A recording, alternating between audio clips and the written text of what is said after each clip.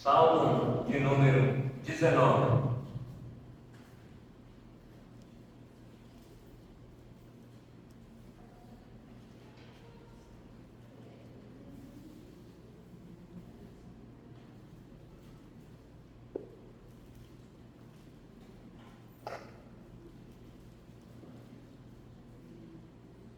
Aqueles que podem ficar em pé, por gentileza aqui. Nós vamos fazer uma leitura com a participação da igreja, segundo domingo do mês de dezembro, dia da Bíblia. E esse salmo, ele é conveniente, porque fala a respeito da palavra de Deus, da criação de Deus.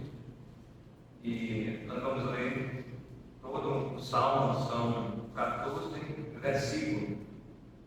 Temos mais de 14 irmãos aqui. Então, cada um lê um versículo, tá bom? Dá oportunidade para cada um dos irmãos, dessa forma, 14 irmãos lerem um versículo. Diz assim a palavra de Deus, Salmo 19, a excelência da criação e da palavra de Deus. Ao mestre de canto, Salmo de Davi. Os céus proclamam a glória de Deus e o firmamento anuncia as obras das suas mãos. Um dia discursa outro dia, e uma noite revela conhecimento a outra noite. Não há linguagem nem há palavras, e deles não se ouve nenhum som. No entanto, por toda a terra se faz ouvir a sua voz e as suas palavras, até o fim do mundo. Aí, pois, uma tenda para o sol. Qual como noivo que sai do seu tabuleiro e regozija como o herói, percorrer o seu caminho.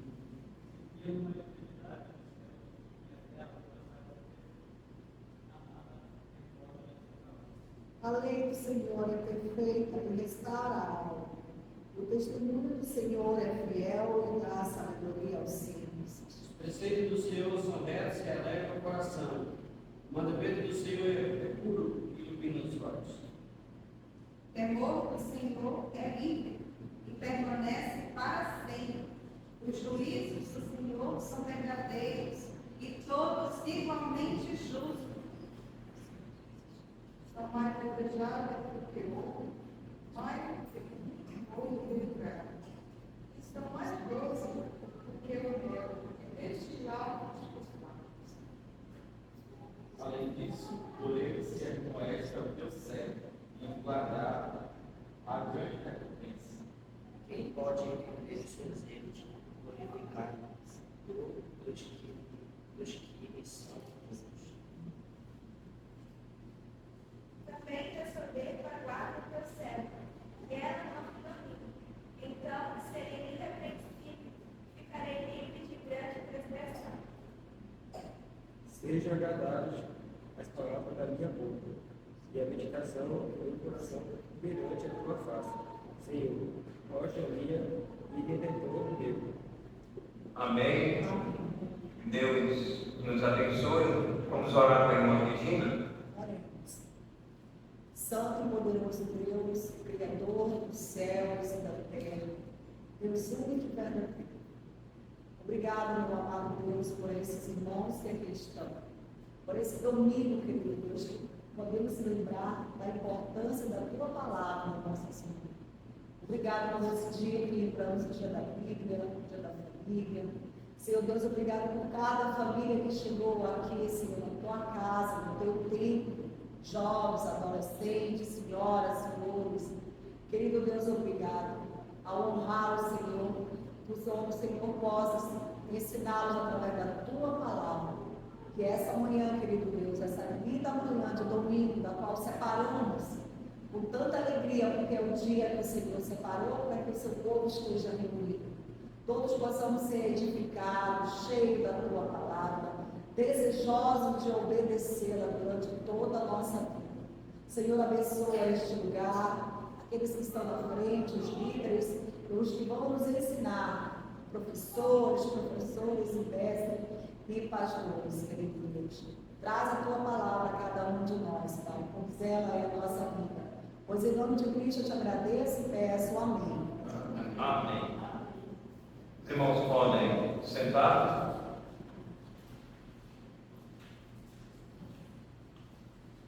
Nós temos os versículos memorizados. Os irmãos que têm os seus versículos, os irmãos podem citar.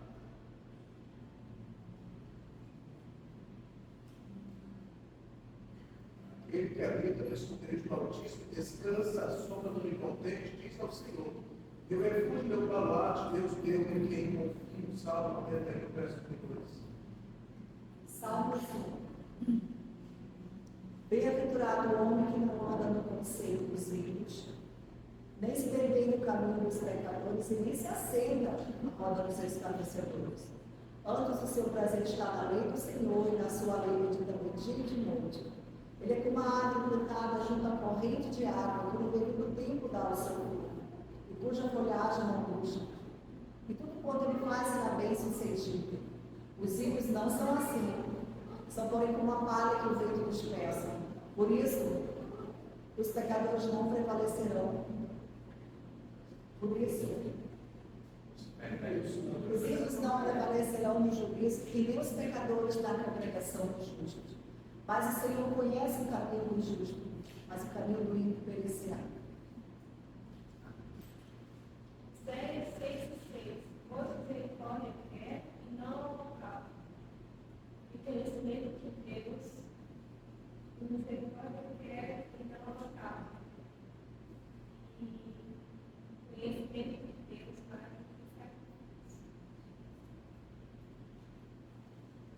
Salmos 119, 11 e 12. Guarda o coração de tuas palavras para não pecar contra ti. Bendito és tu, Senhor. Ensina-te os teus preceitos. Isaías 40, versículo 10. Eis que o Senhor Deus virá com poder, e o seu braço dominará. Eis que o seu galardão está com ele, e recuperará na sua recompensa. Mas Deus está buscando como nós pelo fato de ter visto no nós e nós ainda pecadores. Mateus 5, verso 11. E a seguir, que o irmão que vem é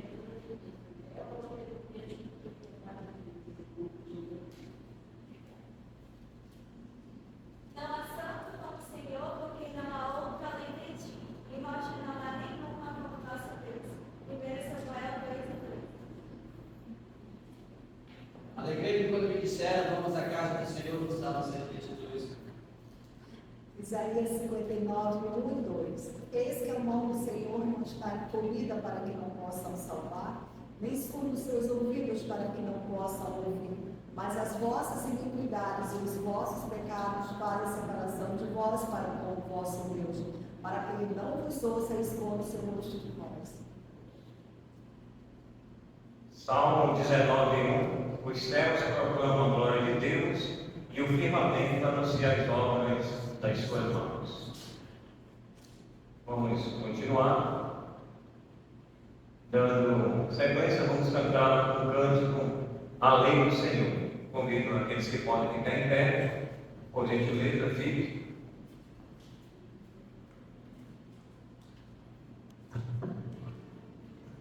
Está bem forte, bem alegre esta manhã, esse ano dos dias.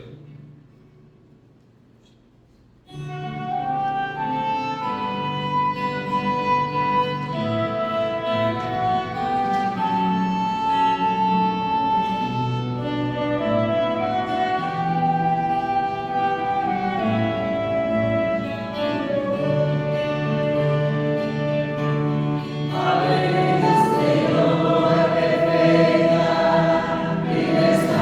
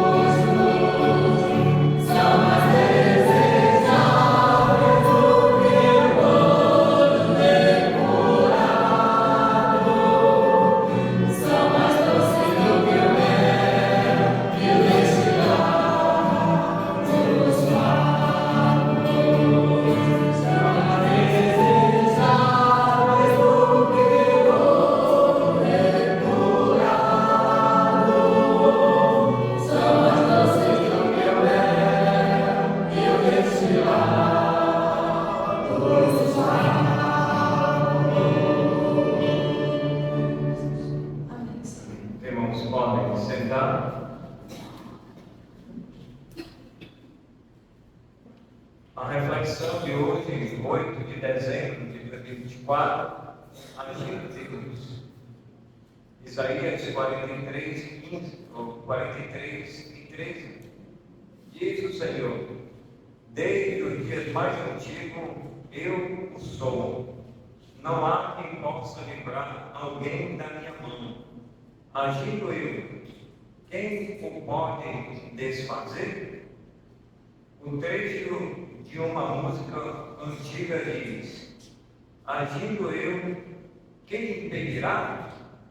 Eu sou Deus forte, sou Deus de amor. Estou contigo, seja onde for. Você crê que quando Deus age, ninguém pode impedi-lo? As palavras do texto de Isaías foram ditas para o povo de Israel, que na ocasião estava no cativeiro na Babilônia. Deus, por intermédio de Isaías, já alertava Israel sobre alguns acontecimentos bons e ruins que iriam ocorrer. O povo de Israel havia sido levado para o cativeiro por causa de seus pecados e sua desobediência à palavra do Senhor. Mesmo tendo ouvido tudo o que Deus fizera por eles, desde a saída do Egito até aquela geração atual, eles não deram valor ao agir de Deus e o desobedeceram, vivendo como queriam viver. Mesmo diante do povo difícil e obstinado de Israel, Deus usou o profeta Isaías para mostrar um futuro alegre para eles. Ele perdoaria seus pecados, os traria de volta do cativeiro e lhes daria uma nova vida. Dessa maneira, o Senhor mostrou mais uma vez que Ele é o Criador de Israel e que jamais abandonaria o seu povo. Haveria misericórdia, perdão e nova vida para aquela geração. Deus proferiu palavras encorajadoras de ânimo e esperança. Ele também nos dá palavras de ânimo, de esperança e de perdão, se nos humilharmos, confessarmos nossos pecados e nos arrependermos.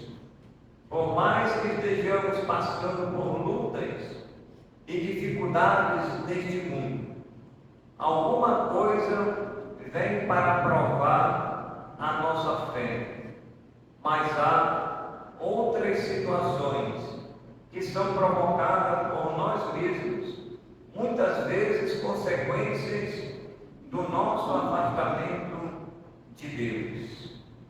Deus é o nosso Criador, aquele que sustenta tudo, inclusive a nós, pecadores. Nada podemos impedir, nada pode impedir o agir de Deus. Nem sempre Deus age como queremos. Mesmo assim, podemos ter a certeza de que Ele está agindo a nosso favor. Pensamento: agindo Deus, nada e ninguém poderá impedir. Você crê nisso? Raiz Joachi, do Paraná. Que Deus nos abençoe. Nós vamos agora ao estudo da Palavra de Deus, em comemoração ao Dia da Bíblia, né? Quando vamos ter essa dinâmica aí da Bíblia. Então, os irmãos fiquem atentos aí ao estudo, que vai ser feito algumas perguntas do estudo hoje que o pastor Adair vai nos trazer nesta manhã. Está nos visitando, juntamente com parte da sua família, a irmã Regina e a Bianca. Que Deus nos abençoe, pastor, com a palavra.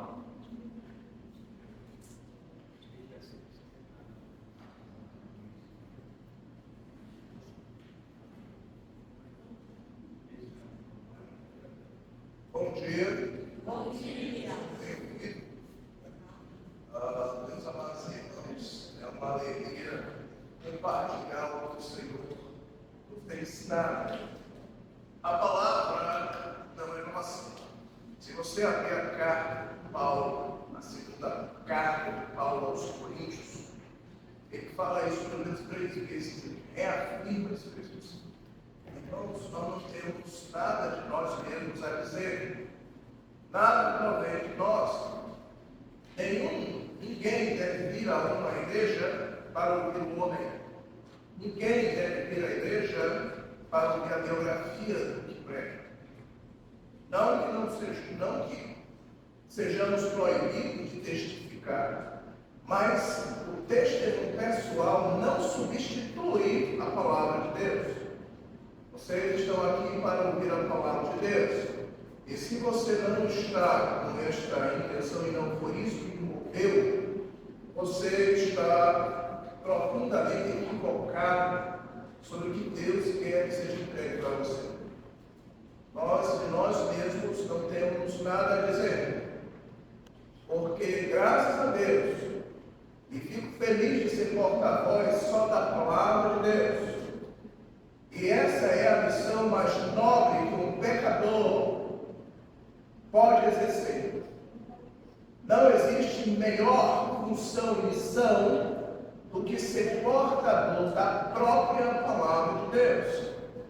Então, irmãos, amigos que hoje aqui estão, nossa missão é exaltar esta palavra, é conduzi-los a uma prática que na realidade não é sugerida por nós, mas é necessária, porque Deus está dizendo que é.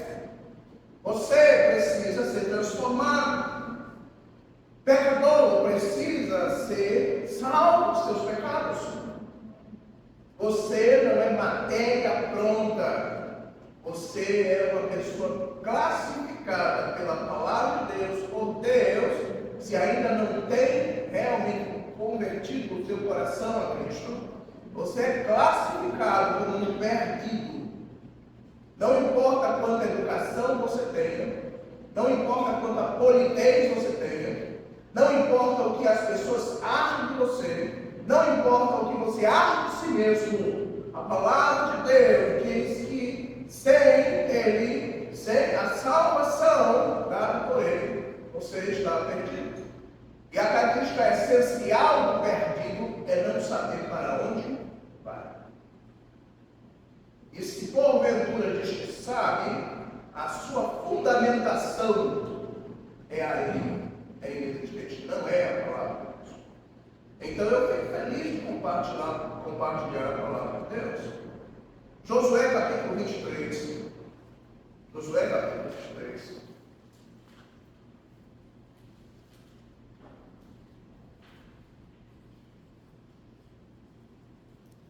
Verso 1.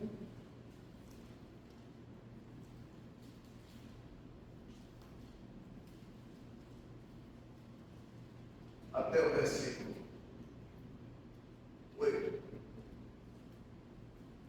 Passado muito tempo, depois que o Senhor dera repouso a Israel de todos os seus inimigos em redor, e sendo Josué já velho e entrado em dias, chamou Josué a todo Israel, os seus anciãos, os seus cabeças, os seus juízes, os seus oficiais, e disse-lhes: já sou velho, entrado em dias, e vós já tendes visto tudo quanto fez o Senhor vosso Deus a todas as nações por causa de vós, porque o Senhor vosso Deus é o que pelejou por vós. Vede aqui que vos fiz cair em sorte às vossas tribos destas nações que restam, juntamente com todas as nações que tenho eliminado, umas e outras, desde Jordão até o mar grande, para o pôr do sol. O Senhor vosso Deus as afastará de vós e as expulsará de vossa presença. E vós possuireis a sua terra, como o Senhor vosso Deus vos prometeu. Esforçai-vos, pois, muito para guardares e cumprirdes tudo quanto está escrito na lei, no livro da lei de Moisés, para que dela não vos aparteis, nem para a direita, nem para a esquerda, para que não vos mistureis com estas nações que restaram entre vós. Não façais menção dos nomes de seus deuses, nem por eles façais jurar, nem os sirvais, nem os adoreis. Olha, Pai Celestial, Deus Todo-Poderoso, muito obrigado, porque o Senhor nos conferiu este trabalho e nós nos sentimos profundamente prestigiados, embora pecadores perdidos e indignos éramos, mas fomos achados. E foi-nos dado uma missão, e foi-nos dado um propósito de vida que excede essa existência e transpassa essa existência para a eternidade na forma de caráter.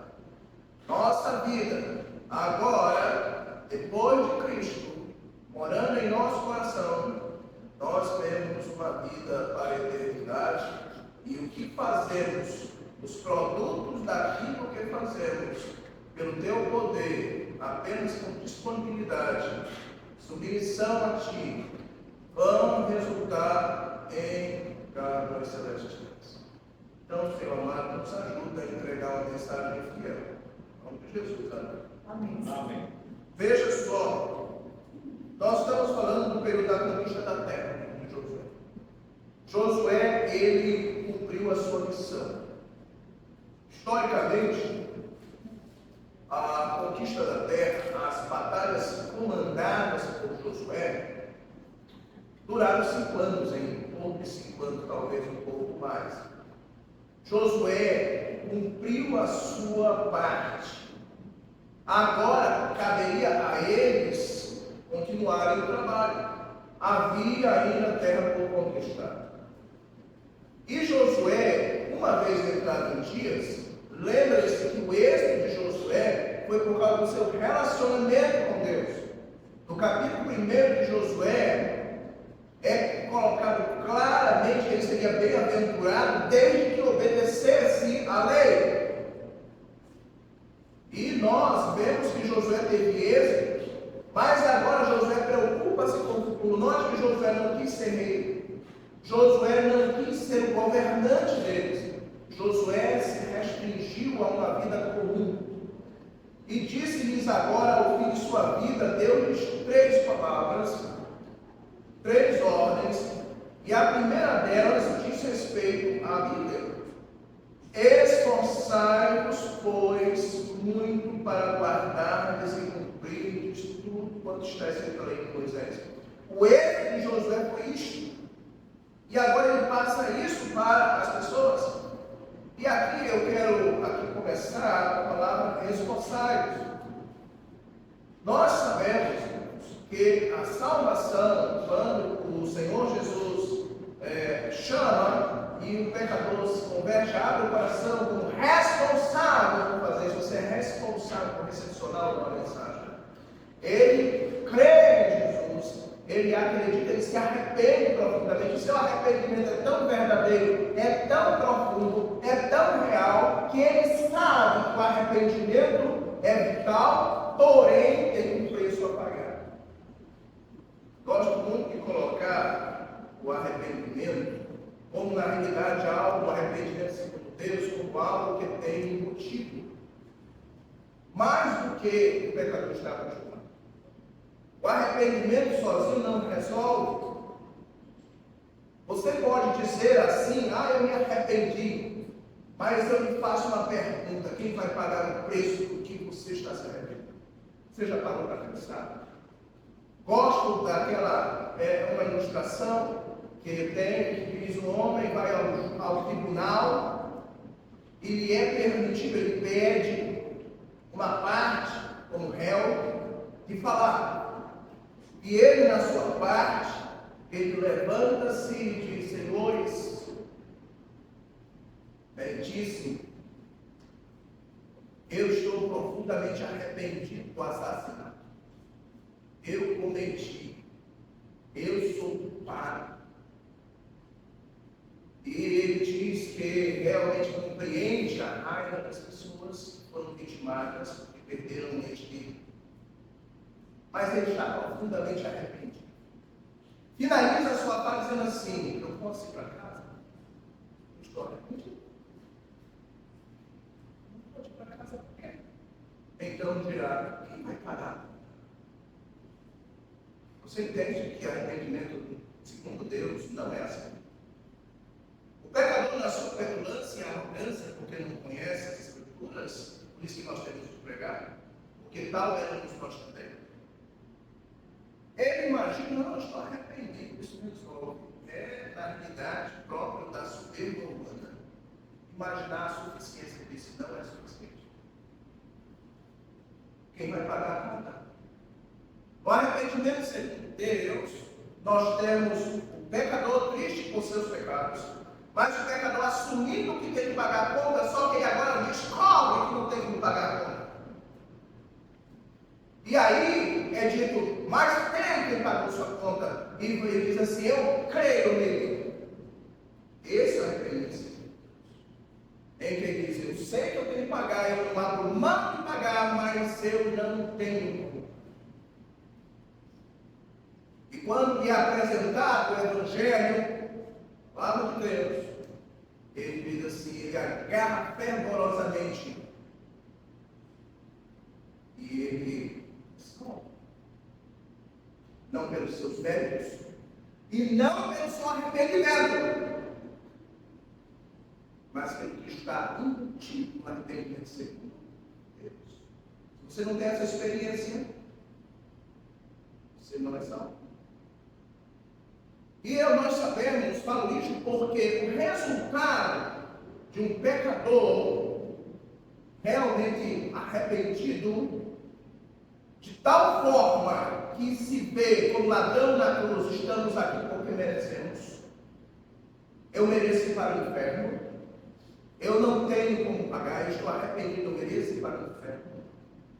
E ele ouve que pagou por ele o Senhor. E ele agarra o Senhor. O resultado é que o Senhor não regenerou. E ele vem morar no coração. E ele regenera o pecador. E ele, na realidade, o seu Espírito Santo, que é o agente que me iluminou, não confundir iluminação do Espírito Santo com regeneração. E que separa bem as coisas. Ele regenera o pecador. Ele, dali para diante, usará o material da salvação, mas também aquilo que for acrescido pelo próprio pecador. Uma vez que este pecador, ele está com uma disposição nova, ele tem um desejo ardente em seu coração, nascido dessa regeneração. Ele agora, que só tinha um lado, ele tem dois lados. Ele tem um espiritual que outrora era uma consciência pequena, mas agora ele está ressurreto. Ele está vivo. Aí você diz assim: então por que a palavra esforçados? Porque se agora ele tem o Espírito Santo de Deus, e nós vemos lá nas Escrituras Sagradas, não livro de Ezequiel, dar-vos ele coração novo, porei dentre vós o meu Espírito, e farei com que andeis os meus estatutos. Então, automaticamente, não vou andar. É a compreensão de quem apenas lê sua função. Eu não vou precisar falar das passagens, portanto, não se encaixa. É claro. O Espírito Santo trabalha com o material que a nova criatura quer colocar para dentro, para ele usar. Deus, ele dá o material. E veja só, nós temos também o discernimento espiritual. Na carta aos Coríntios, diz que as coisas de Deus se discernem espiritualmente. Não é humanamente, é espiritualmente. E ele nos deu o seu Espírito Santo. E ele finaliza ali dizendo, naquele capítulo, dizendo o seguinte: nós temos a mente de Cristo. Então não é suficiente. O Espírito Santo trabalha com o material que você coloca disponível. E qual é o material que nós temos disponível para essa construção de vida e transformação? É a palavra dele.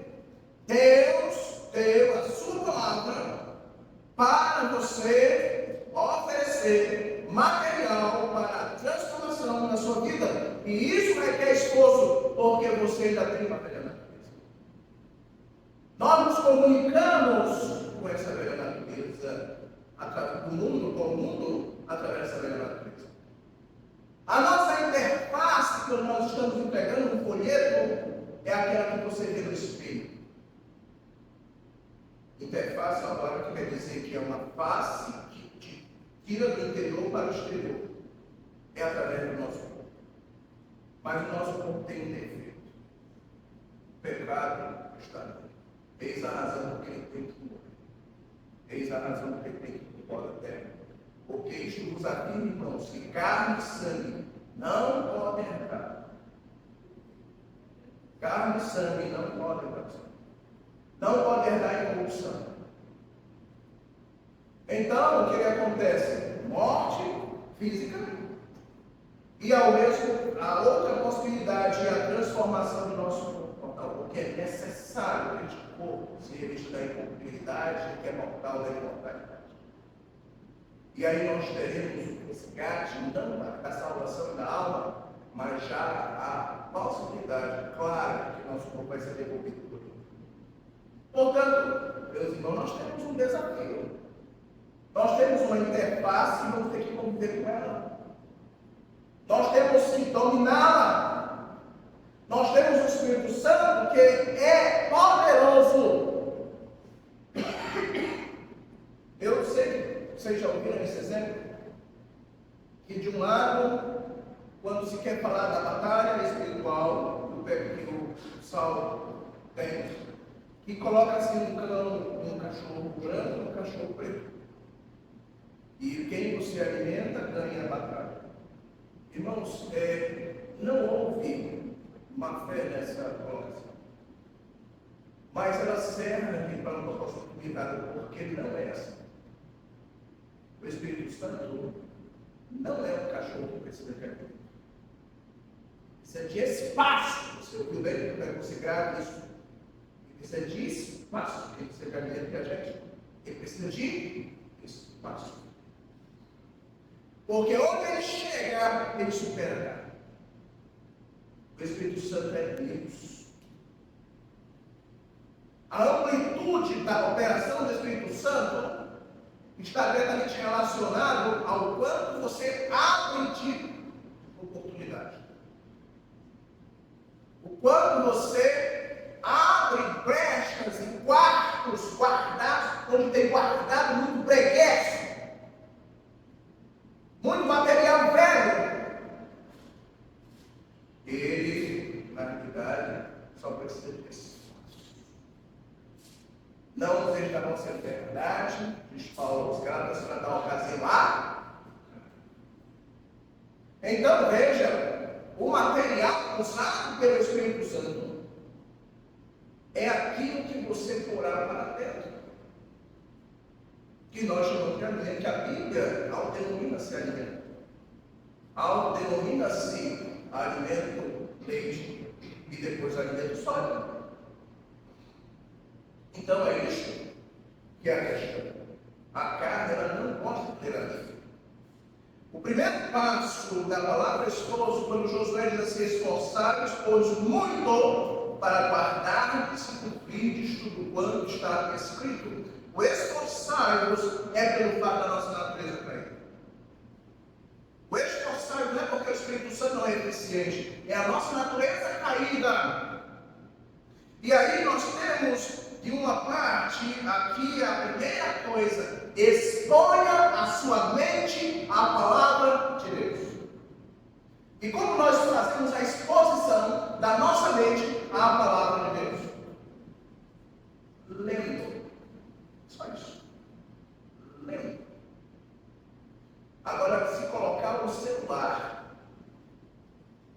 você levantar pela manhã, todos nós levantarmos pela manhã, e tivermos de um lado o celular, e tivermos do outro lado a Bíblia, sejamos sinceros.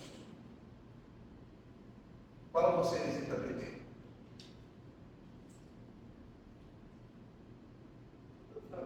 Você não vai ligar o celular. Você não vai olhar as mensagens. Ele não é mais atraente. Então, se você faz isso, louva a Deus. Parabéns, você conseguiu conta mais. A primeira coisa que eu faço é ler a Bíblia. Mas a carne não gosta disso. A carne não gosta de ler a Bíblia. A carne não é afeita a isso. Você tem que dominá-la, discipliná-la, fazer várias vezes, corrigir os rumos dela. Então, Paulo, quando ele está falando com Timóteo, diz assim: primeira tarefa, Timóteo, insiste em. Depois ele diz assim: você vai exaltar. Mas primeira tarefa, ler. Exercite-se em ler. Então, primeiro ponto, ler. Há pessoas que não têm leitura. E aqui eu faço uma recomendação simples. Não deixe o vídeo tocando e você fazendo as coisas. Não faça isso. Não faça isso. Você já tem dificuldade na leitura. Pare tudo. Sente na frente do lugar que está falando. E ouça sem fazer nada. Eu pergunto a vocês, cada um aqui, quanto da mensagem de domingo vocês decoram? Quanto da mensagem de domingo vocês guardam? Nós guardamos. Se depois, passando, perguntarmos, ontem foi feito esse desafio. Eu não posso estar falando, é fato. Você lembrará de fragmentos. Vai chegar um dia que você vai fazer perguntas que a mensagem lá atrás já respondeu. Por que você está perguntando? Porque é natural nosso não guardar. Por que você tem que ouvir várias vezes o mesmo assunto? Especialmente se não for uma coisa da carne. Porque nós não captamos com naturalidade uma primeira. E recordo de um senhor, ele fez uma pergunta, e eu estava ali, respondendo, disse assim, só comigo, né? Poxa vida, isso já foi falado. Por que ele está perguntando? Onde é que ele está? Ele está no auditório. Por que ele está perguntando? Depois ele pergunta, não deve perguntar, não sinta medo. Mas eu estou mostrando isso como exemplo para vocês. O que estou falando hoje, só as coisas chocantes, talvez, que são. A maior parte você vai ser. Você vai ouvir mais uma vez. Mais outra vez. Mais outra vez. Agora imagine você fazendo as coisas e o vídeo rodando. Quanto você está ouvindo da Bíblia? Se você sentado aqui prestando atenção, capta pouco, isso é nosso. Isso é nosso. Eu pergunto, quanto você captando para cima e para baixo? Não é melhor fazer como a Maria? Sentar-se aos pés de Cristo. Do que ficar de uma parte para outra fazendo as coisas? E Jesus disse, para, estás ocupado em muitas coisas. Para escolher a melhor. Então faça isso. Você tem dificuldade na leitura. Você gosta de pare devagar. Depois de ouvir, aí você liga para fazer suas coisas. Então, primeira tarefa, você deve fazer apresentar a Bíblia para a sua mente. Preferência, leia. Mas se não pode, ouça dessa forma. Isso é esforçar-se. Isso é que é empenho. Isso é que é disciplina. Portanto, esforçai-vos muito. você deve fazer? Que está no texto. Guardar. Guardar tem duas partes importantes. Guardar no coração. Vamos dividir o ser humano, não na dicotomia, alma, corpo, espírito, mas no que é a alma propriamente. Nós temos o intelecto. O intelecto, ele é bombardeado pelo Espírito Santo para o pecador compreender. Isso chama iluminação. E aí, aqui na mente, a experiência de evangelismo que temos tido, já de longa data, e eu creio que os irmãos também, há pessoas que conseguem repetir exatamente aquilo que você fala, mas não são competentes. Não são competentes. Então, intelectualmente, ele está convencido. Intelectualmente, ele está convencido. É o que chamaríamos de terra na parábola da semente. É como nós identificamos aquele solo pedregoso que tem pouca terra e é superficial. Gente, você está convencido que é fato, você não foi contestado, você foi derrotado. Você não tem argumentos, você pulou de um lado para o outro e a Bíblia foi falando, Deus foi falando, e os versículos são realmente esmagadores e sua mente não pode mais fugir disso. Você está convencido? Esse é o ponto número 1. Muitas pessoas estão na igreja, estão só com convencimento. E aí você fica perguntando, por que as pessoas são tão difíceis e a gente tem que ficar insistindo para ir para a igreja? Por que você acha? Por que você pensa? Veja vocês, há um segundo pavimento mais abaixo.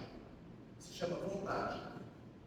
As pessoas fazem as coisas e fazem com motivações diferentes daquela que precisa. As pessoas, por exemplo, não, tem que ir para a igreja mesmo, tem que ir para a igreja. Aí vem para a igreja. Aí tem uma festinha e está na igreja. Tem um aniversário e está na igreja. Ele tem contato de estar na igreja. E aí é a segunda parte, é o segundo pavimento, mas a vontade, ela é diversificada. As motivações são diferentes. Há pessoas que estão vindo para a igreja porque imaginam que precisam se associar, pertencer a alguma tribo, como dizem os jovens. Você é de onde? Ele gosta de dizer assim, eu tenho uma tribo. Eu sou da igreja. Então ele tem as motivações dele.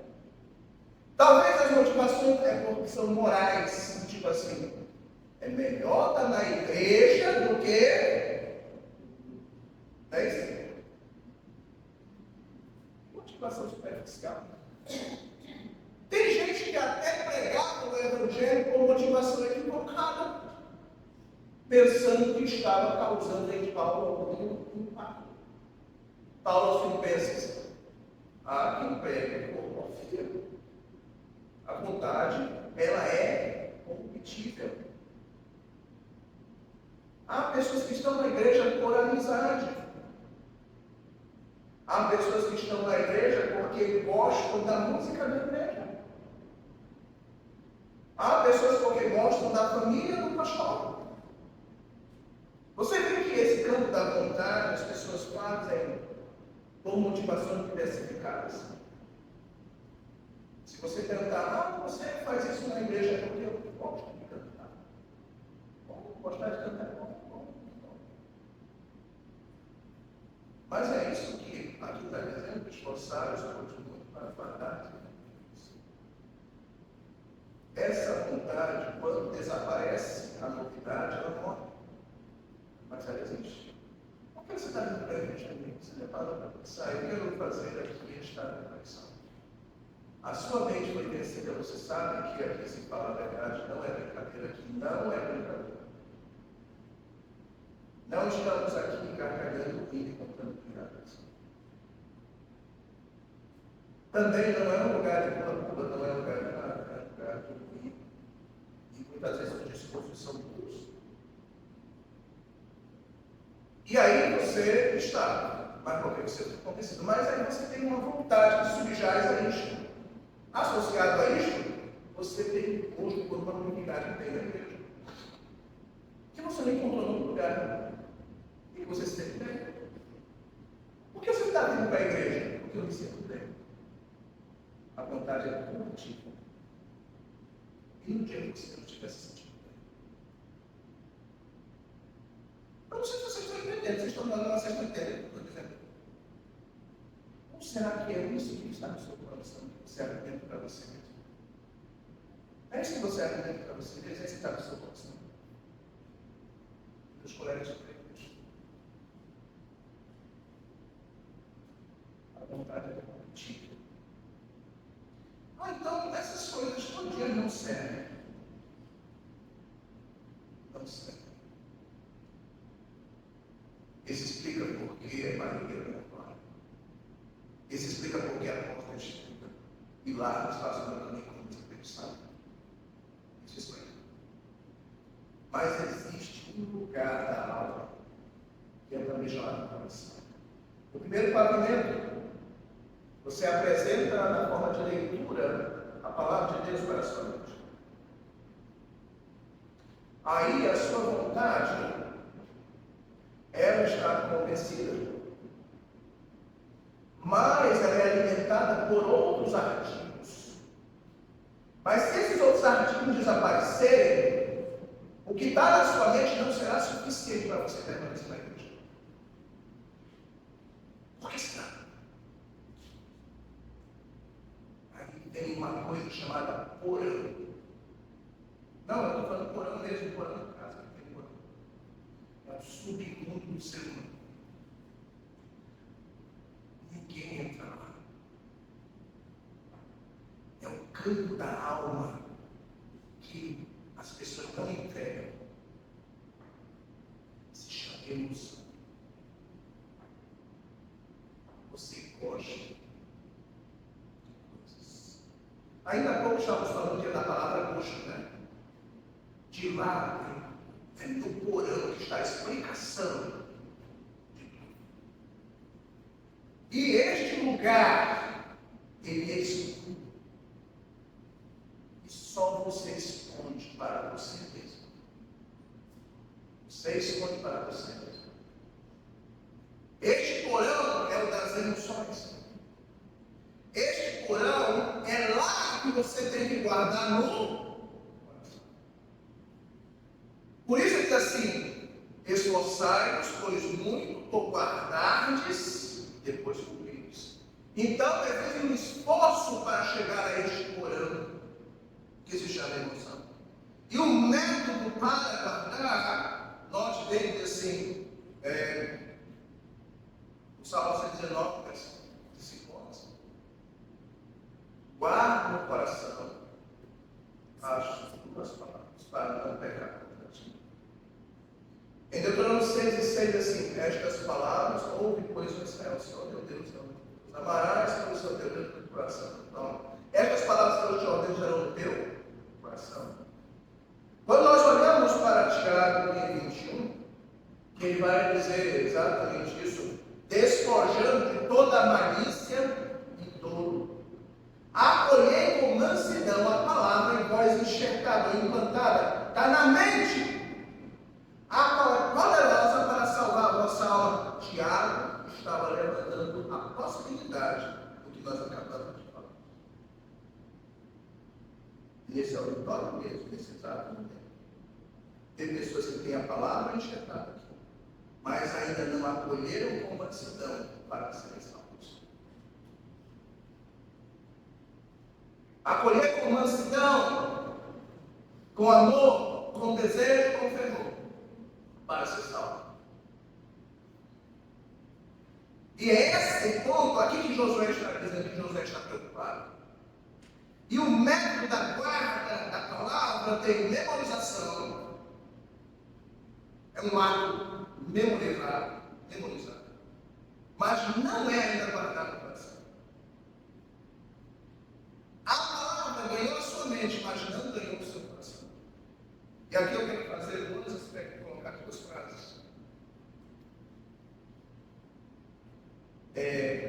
Se a sua alegada fé é assim, você é racional, razão sem emoção, é formalismo. Formalismo, você vem formalmente à igreja. E emoção sem razão é fanatismo. Você entendeu?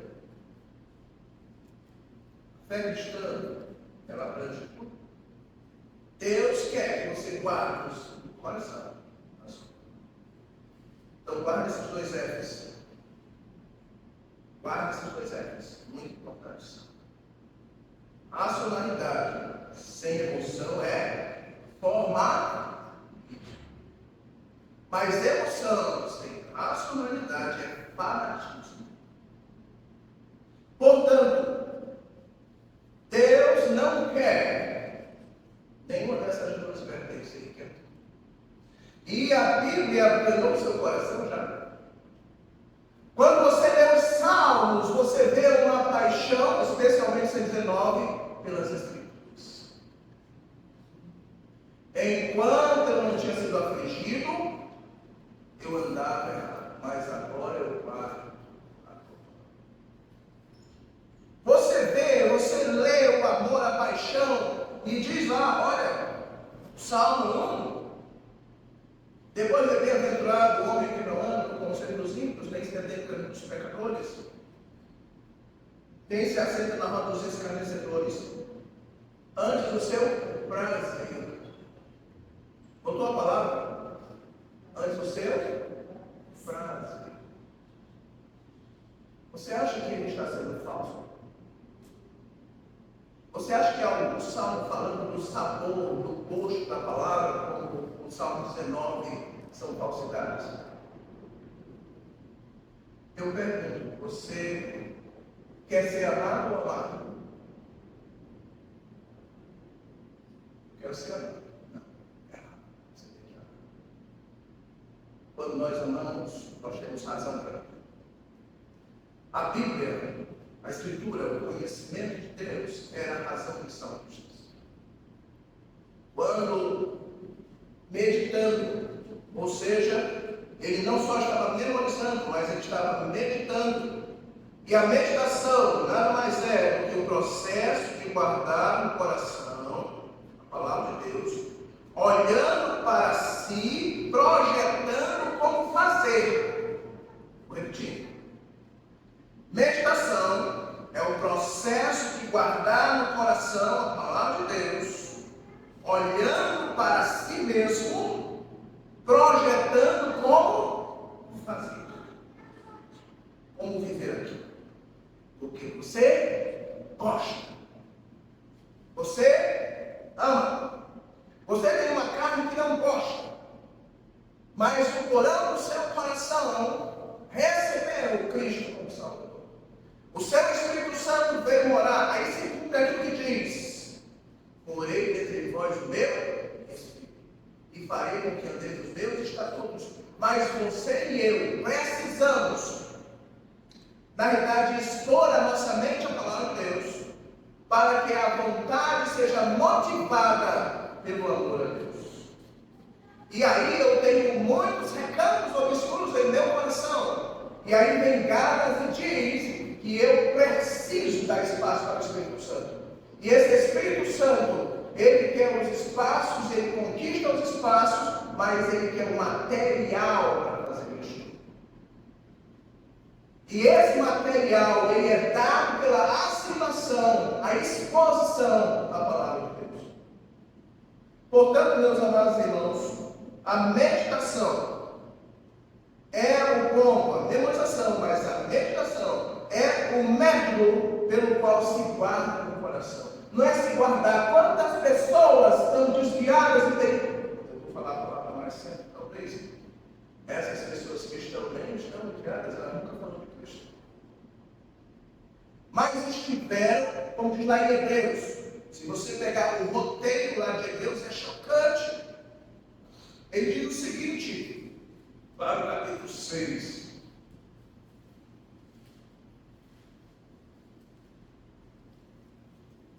Depois de dizer que é impossível renovar alguém para o arrependimento, ele vai falar o que aconteceu na vida dessa pessoa. Aqueles que uma vez foram iluminados, cabeça. Tá certo? Provaram o dom celestial, significa que ouviram do céu. Tornaram-se participantes do Espírito Santo. O Espírito Santo sempre, quando estava sendo pregada a palavra, estava trabalhando aqui, mas ele não estava no porão do coração. E diz mais adiante, provaram a boa para Deus, porque os mandamentos, os princípios da palavra de Deus, eles são bons. Até os ímpios reconhecem que a nossa sociedade só existe até hoje por causa dos princípios bíblicos. Eles chamam de judaico-cristãos. Nossa sociedade só existe, o mundo ocidental só existe por causa dos princípios bíblicos.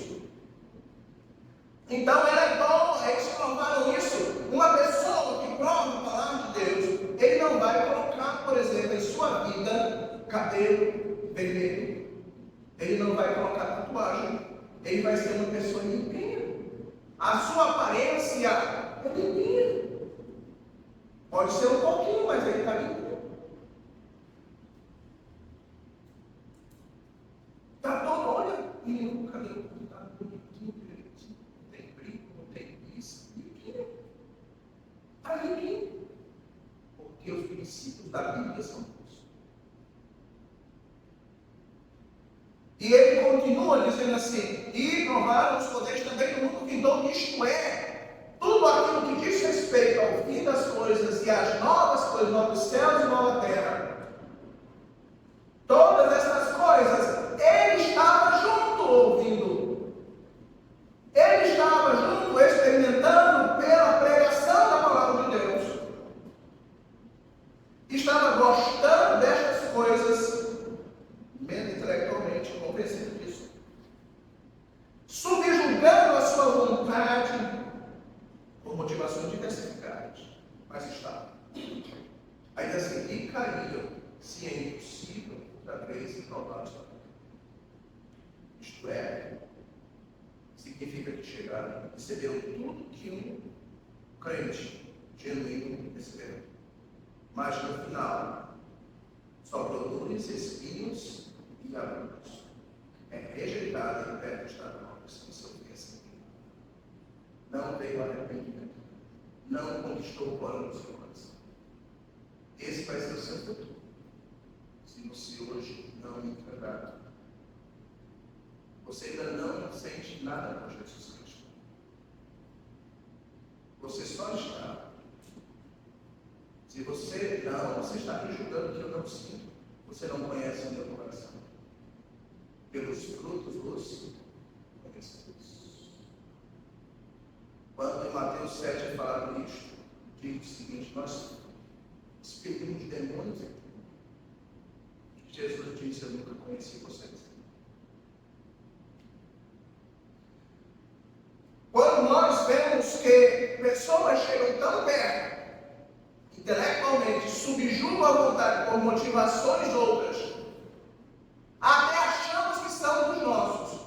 Mas como diz João na sua primeira carta, mas não eram dos nossos. Porque se fossem dos nossos, teriam permanecido. Então, nós Deus observe, guarde isso na sua mente, e esse é o desafio que nos faz passar para Deus. Você gosta dela mesmo? Ou ela é uma prenda para você, porque você tem que dar os caminhos para domingo ralo? Ou é porque você faz isso, faz parte do currículo do crente, tem que usar uma Bíblia e tem que ler uma Bíblia? Você gosta mesmo? Você gosta? Você tem essa sensação agradável de que no paladar espiritual você reconhece que a saciedade sua é nela. Você sente falta? Você sente falta? Uma experiência pessoal sua, que é replicada em todos os crentes. Nós ficamos todos os dias esperando. Quem sente, diz assim, eu estou me sentindo mal. Eu estou me sentindo mais secular. Parece que a ausência dela retirou de mim um pedaço de mim. É porque Cristo ganhou por ambos seu coração. Mas se você não sente nada, é mais uma pena porque sua mãe está mandando, seu marido está mandando, ou porque a mulher está cobrando, ou porque é cobrado na escola local.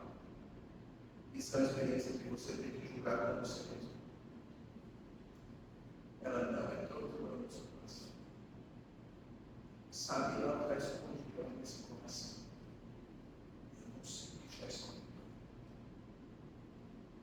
Quando nós olhamos para a questão da salvação, voltando à questão da salvação, o texto do Evangelho de João, capítulo 3, nos diz algo assim, que todo o julgamento deste a luz veio ao mundo, os homens amaram mais as trevas do que a luz. Qual a razão disso? Porque suas obras eram más. Pois todo aquele que pratica o mal aborrece a luz e não se chega para a luz, a fim de que suas, olha só, a fim de não serem ardidas as suas obras. Quem pratica a verdade aproxima-se da luz, a fim de que suas obras, é o plano para salvar, sejam manifestas porque feitas em Deus. Eu vou perguntar de novo, você ama a verdade e na sua devoção pessoal? É verdade isso? Você se sente aleijado quando não faz? Eu estou falando de sentimentos. Que sentimentos eu, quando eu comecei a frequentar? Eu lia a Bíblia, mas achava chato, enfadonho, cansativo, uma tarefa religiosa para ser cumprida. Para os outros, não para mim. Mas quando recebi Jesus, o Salvador, ela passou a falar. Ela fala com você, amigo. Ela fala com os teus sentimentos. Ou você agora, ao ler a Bíblia conosco e dizer que você tem que se esforçar, não para salvação. Você tem que esforçar-se. Estou falando do crescimento. Mas o seu esforço é inócuo, porque você nem nasceu. E você não entende o que eu estou dizendo nesse momento. Aí Jesus tem uma explicação. Por que vocês não entendem minha linguagem? Por que não aceitam a minha palavra? Sabe o que Jesus disse? Porque vocês não são de Deus. Quem é de Deus? Recebe as minhas palavras. As minhas, pulando para outro texto, as minhas ovelhas ouvem a minha voz. Eu as conheço. E elas, hoje você pode tornar-se ovelha de Cristo. O que nós temos visto, observado, é que este esforçar-se que José tanto queria era a garantia que ele podia fechar os olhos, partir, pois estava entrado em dias que eles não iam se misturar com estas nações que restaram. Eles não iriam contaminar-se com o mundo. Quando você vai para a universidade, quem entra na universidade jovem? E quando ele entra na universidade, dizem que ele atingiu o ápice da humanidade. Lá no seu porão negro e escuro de trevas, ele lá vai encontrar um material que calha com as suas trevas. E ele começa a entender, olhar para a igreja como o rosto da ignorância. Ele começa a ver a fala dos seus professores como seu pastor. E ele aceita ser pastoreado, pois, por aquela gente, porque fala às trevas que está em seu coração. E ele não demora muito, ele começa a ver os defeitos, e a dizer, e a falar, e a aproveitar-se de qualquer momento para justificar a si mesmo e dizer bem que eles estão certos. E eles se misturam com estas nações. E eles se colocam iguais dessas nações. Eles passam a ter os mesmos deuses dessas nações. Eles passam a servir estas nações. E era tudo que Josué não queria. Por isso Josué diz assim: esforçai-vos todos muito para guardar. Então você já sabe. O primeiro passo é expõe a sua mente. O segundo passo, o que é? Guarde. E o terceiro passo, e cumprir-lhes.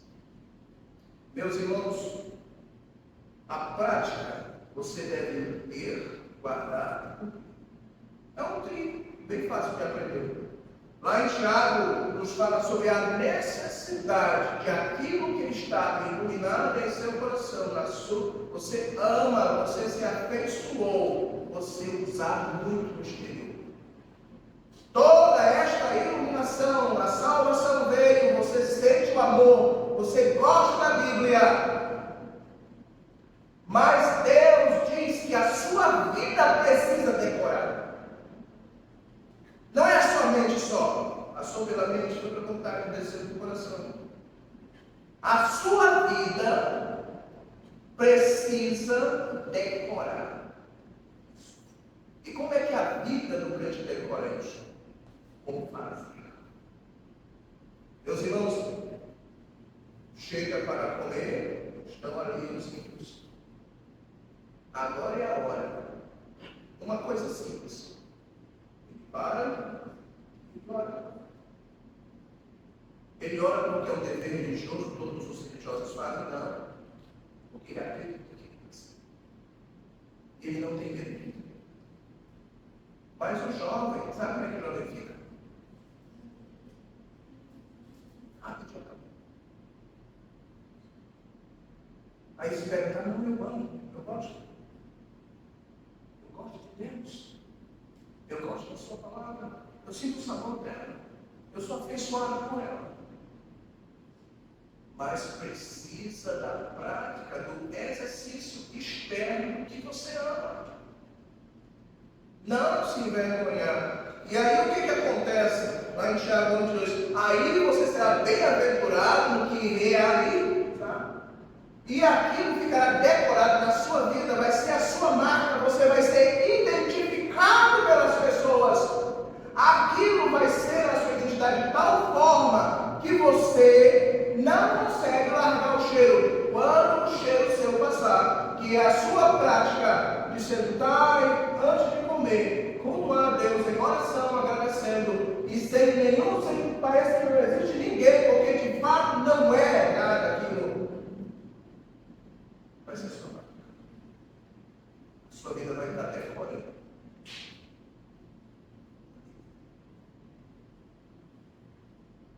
E você está bem-aventurado que é o resultado que José colheu e que é ele que Israel colheu. Note, por que, você já parou para pensar, por que Israel tinha que eliminar aquelas nações ali? Maldade, justiça. Lembra de Abraão? Abraão foi reconhecido pelas pessoas ali. Abimeleque diz que conhece o príncipe de Deus em nós. Os siquemitas disseram isso.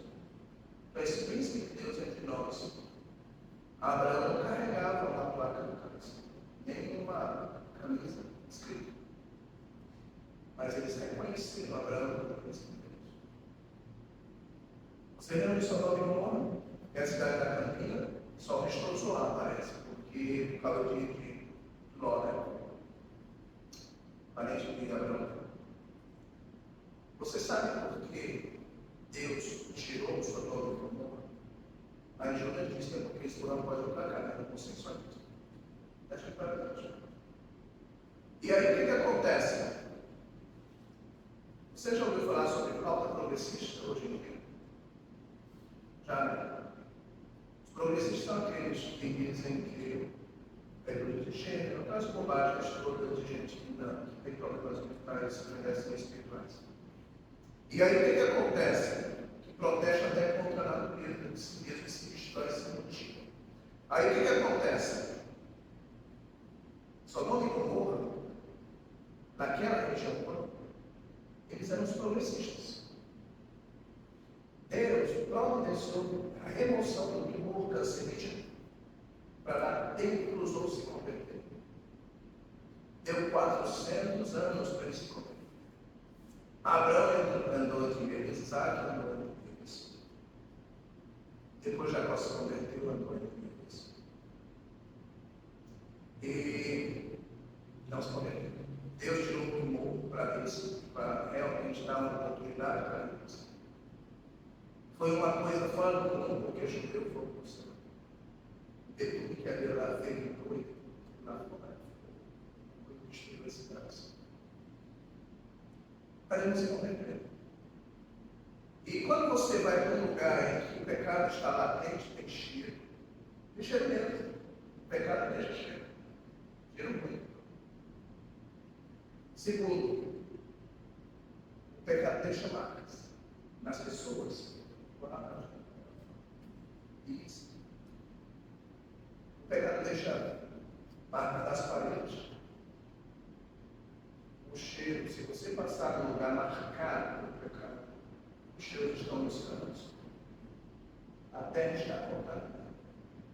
Você vai na universidade pública, tem um hall de história. Todo mundo conhece o cheiro do hall de história. Então, para você, se você passar por lá e fizer uma reforma sem tirar as pessoas, o que vai acontecer? Pode, o que vai acontecer? Se você fizer uma reforma e não tirar as pessoas. Você vai dar do jeito. A terra estava contaminada. Havia Deus por todas as partes. Não era questão de Israel se entrar, era para tirar Deus. Eles tiveram um tempo para se converter. E por que Deus não fez como Sodoma e Gomorra? Porque Israel precisava ver quão doloroso é fazer justiça. Você acha que Deus tem prazer na morte do perverso? O que nós aprendemos na Bíblia? Não tem prazer na morte do perverso, mas que se converte. Nós não entendemos como é doloroso para Deus fazer justiça. Então Deus colocou Israel para que Israel mesmo aprendesse sobre isso. Portanto, a terra tinha que ser desintoxicada. Mas ainda tinha sobrado gente. E eles tinham que ser realmente pouco a pouco retirados. E uma coisa que me chama bastante atenção é que até quando o próprio povo de Israel deixou marcas de pecado, lá Jeremias houve 70 anos para poder a terra ficar descansada e ser limpa a terra, porque o próprio povo de Israel mais tarde, muitos anos depois, ele mesmo vai fazer as coisas as quais o Senhor disse para ele não fazer. E disse lá, para que a terra descanse. O próprio povo de Israel tem necessidade. Se você quer realmente dentro de um lugar, você pode dar o prosalinho para esse pessoal. Se eles não se converterem naquela maldade, naquilo que eles são, eles vão replicar o que eles comportam de lixo na rua, fedor, drogas, insegurança e vão reproduzir o mesmo. Não é apenas dar uma roupa nova. A pessoa tem que ser nova. Por que estou dizendo isso? Por que estou dizendo isso? Porque na realidade, eles deixam a marca deles, pela prática deles. A pergunta que eu lhe faço, se esse amor está no seu coração, qual é a marca que você está deixando e o perfume que você está deixando? Paulo falando sobre nós, quando temos o perfume de Cristo, para eles é cheio de morte, mas é vida. Quais são as marcas que você está deixando? São a sua prática. Quais são as evidências de que seu coração ama o Senhor? É o transbordamento desse amor. Se este coração transborda de amor, se lá no porão está cheio, o Espírito Santo vai recebendo a palavra de Deus, você vai alimentando, e aí o Espírito Santo vai usando esses pedaços, e vai limpando, e vai ajeitando, e vai corrigindo. É impossível essa luz não aparecer. E a prática será a prioridade da pessoa. Não por constrangimento, mas por amor. E ele terá as faculdades exercitadas de tal forma que ele amadurece. E aí é que está a questão. Ele chega ao amadurecimento espiritual. E ele já não vai ser mais dependente de leite, como lá em Hebreus está dito, o que o escritor se decepcionava. Ele não precisaria mais falar de nada de assuntos antigos. Sabe por quê? Porque suas faculdades foram na habilidade treinadas pela palavra. Ou seja, a prática é o treinamento que você vai dar à sua vida. E agora uma coisa, quando você vence aquela etapa, você está pronto para a próxima etapa. Quando você supera aquela etapa, você está pronto para outra. É dessa forma que crescemos em Cristo. A palavra de Deus, portanto, ela deve ser lida, guardada no coração, pela memorização, meditação, e praticada para produzir e deixar estampado quem você é por onde você passa. Você nem vai precisar dizer assim: ei, gente, olha, eu sou evangélico. Isso não, isso é mentira. As pessoas me amam você. Parece que você é evangélico. Você é evangélico. Então, meus amados, tenhamos isto em mente. Por isso, Josué diz: esforçai-vos, pois, tudo para guardar e cumprir tudo quanto está escrito, para que não vos mistureis com estas nações que restaram entre vós.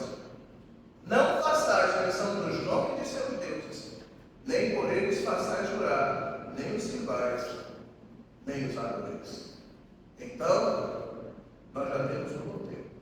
Agora faça o trabalho.